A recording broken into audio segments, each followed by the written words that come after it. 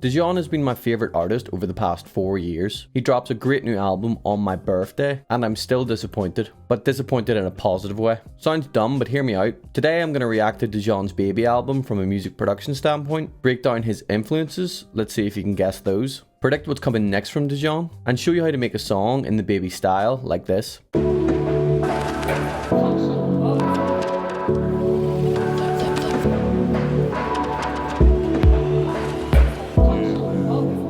Starting with Another Baby.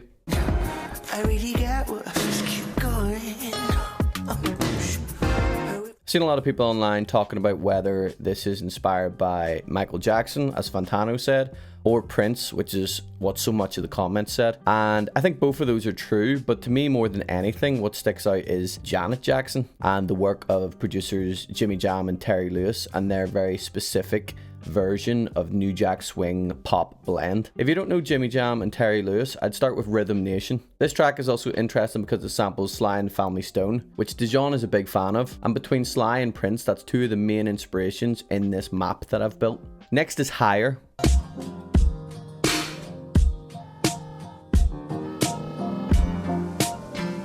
What you can hear with Higher is, to me, a very obvious D'Angelo influence with the keys and the bounce to it. But one of the things I find more sort of contemporary and modern about it is it actually reminds me of the 1975 second album. And if you even look at Another Baby and Higher, Dijon and the 1975 are actually pulling from a lot of the same influences of 80s pop, Jimmy Jam and Terry Lewis, like I spoke about, for these tracks, but the difference being Dijon's is much more dirty. If you actually listen to Higher, it's got this sort of 1975 background vocal stab stuff that sounds very modern, and of course the auto-tune, with even like the lyrics reminded me of what Matty Healy would say with the whole "a human." It's like, it's very, I feel like they're very similar, but I think the takeaway from this is listen to the influences that both of them are pulling from. Next is Fire.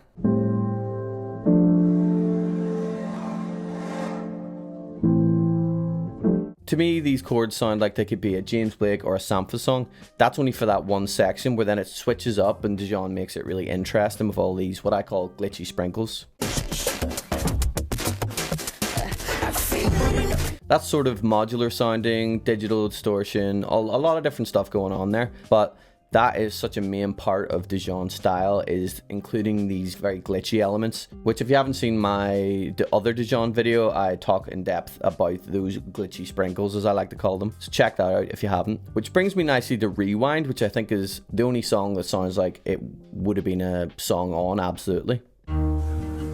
There's a light riding on this light. You think that I don't. That plus Loyal and Marie, I feel like sounds like it's on the Do You Feel Like Getting Married EP, which is one of my favorite Dijon projects. I think what's really good about this is Dijon didn't just make an Absolutely Part 2, and that is so key. This album is so different, and as a fan, I'm so happy that he did that. Same as McGee. If McGee came out with a 2-star Part 2, I don't really think the fan base would really benefit from that, even though a lot of them would want that. The next interesting element comes from Freak It, with these dub delay drums.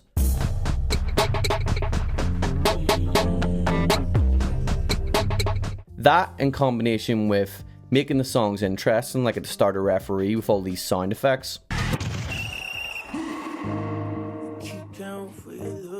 Those are two key elements of what gives Dijon songs the personality that it really has. And I've tried to replicate that here with my own song, as you can see, with these weird risers and stuff.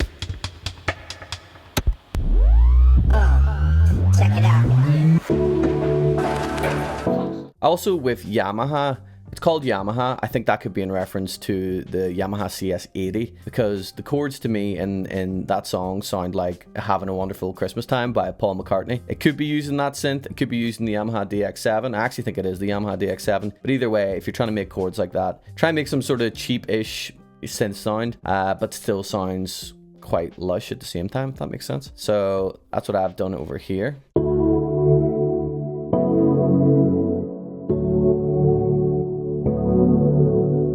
Another key part of Dijon's style is the layers of atmosphere texture that he lays the song on, such as the bird sounds on My Man and the dog barking and people talking in Loyal and Marie. So I've got a bit of that here from sounds from my sample pack. I've got building site, a cafe, all types of stuff. As well as on Baby, where there is I think it's probably an amp hum noise, which is quite similar to cassette noise, which is what I've also layered in, so just cassette noise.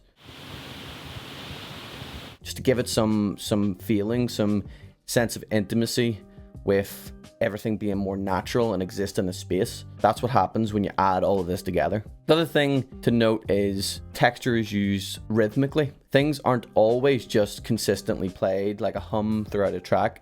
Things also jump in and out of the mix. So if you listen down here,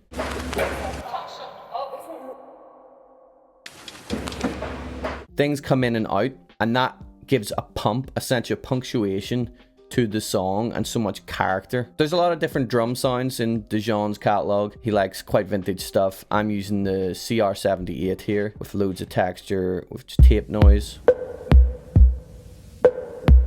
and the big spacious reverb. The other interesting thing about Baby is his use of so many rap vocals, rap snippets, which I have replicated down here with some classic rap acapellas. Check it out. Yeah. Some of them more manipulated than others, but it just sort of glitters the mix a bit. Bass is very simple. It's just the Rickenbacker bass. I used the tail of each chord to create this sort of vague sound, sort of like a guitar, sort of distorted. I've used a lot of different like distortion, megaphones, stuff like that.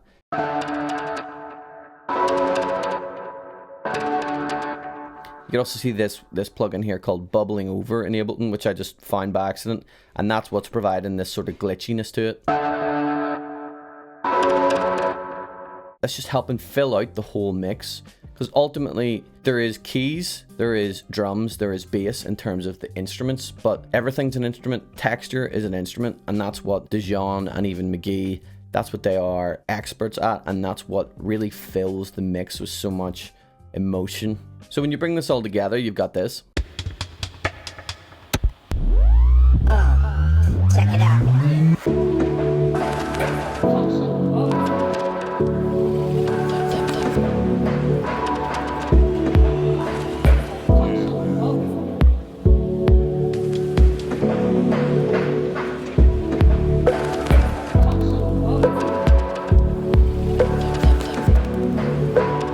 Literally everything you hear in this, except the rap acapellas, comes from my Sonic Texture sample pack, which has actually had an update. It's on version 1.1 with some extra goodies in there. If you've already got it, you can still get all that stuff. Also, I'm doing one-to-one coaching on my website, so if you want your songs to sound like this, we can do that. Check it out.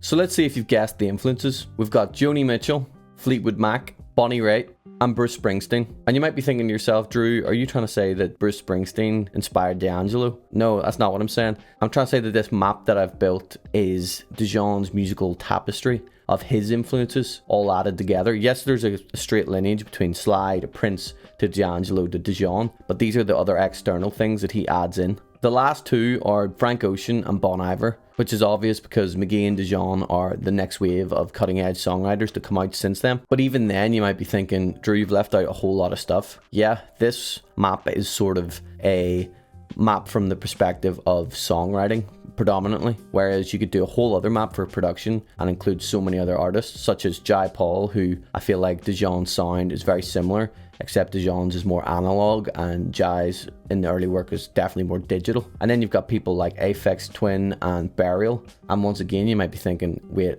what? Where is that coming from? Well, if you don't know, Dijon actually released a electronic album under a different name during COVID. There's UK garage mixed with R&B.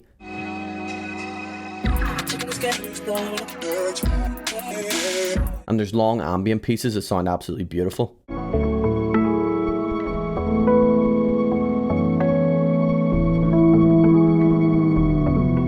Some of you might have heard of the album, but I bet very, very few of you have listened to it. It's great. I really recommend checking it out. And that brings me to my disappointment. I'm only disappointed because I thought we were going to see so much more of that influence that I know's there, and all this sonic palette that I know he has that he hasn't really expressed in full yet. So what I think's to come from Dijon is more electronic music, dance music. I think there could be an amazing R&B album. If you've listened to his early work as a duo, Abby Dijon, it was before he really found his voice and started screaming. Back then, he was very whispery and shy. I think there's so much to be offered from an R&B album now that he's developed so much. And then with Baby, there's this surprise of so many hip-hop influences with all these different rap snippets. And who knows, maybe Dijon is going to start sampling 70s music and layer his own instruments over the top, doing something similar to what Tyler the Creator does. Dijon is just so interesting because he's someone who has said he's equally inspired by Christine McVie from Fleetwood Mac